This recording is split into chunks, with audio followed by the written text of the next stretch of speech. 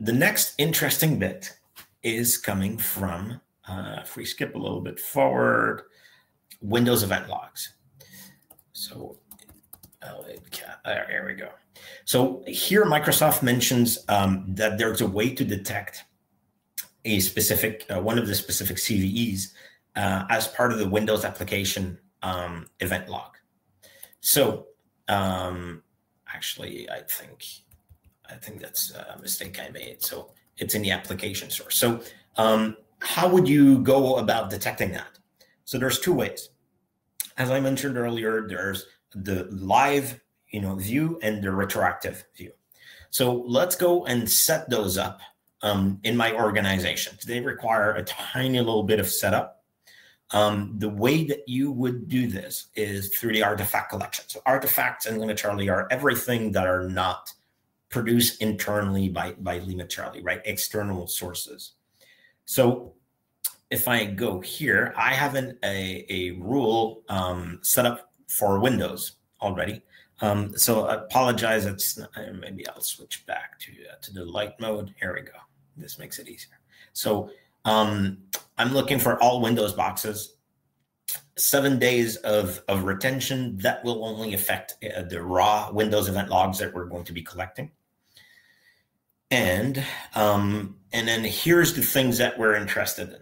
So the first thing is Microsoft talks about it's the in the application event logs. So what we're going to do is we're going to say, okay, we want to collect. I think if I recall, it's application.evtx.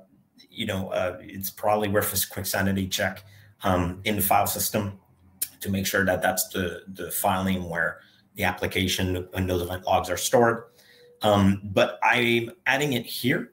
So what this is going to do is it's going to be triggering the automated collection of those Windows event log files. The next thing I'll do is, and I had this wrong, I think here. So I will specify WEL://. So you can see here we're not specifying a file. But we're using a different format to describe that we want to subscribe on that Windows box to the real-time notification of Windows event logs.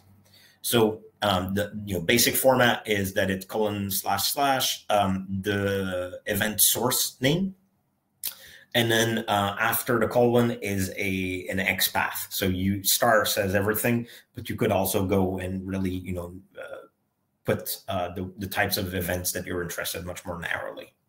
So we're just going to hit that and save.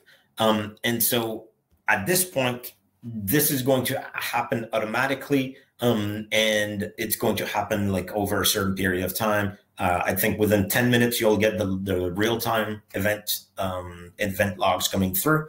The raw ones can take up to like an hour kind of thing before it starts really picking it up. So if you're really in a rush, my recommendation is that you set up the organization before onboarding any sensors. So set up your rules, set up your artifact collection rules, everything set up, and then you onboard that customer. So if you're doing an IR, right, then you deploy the sensors.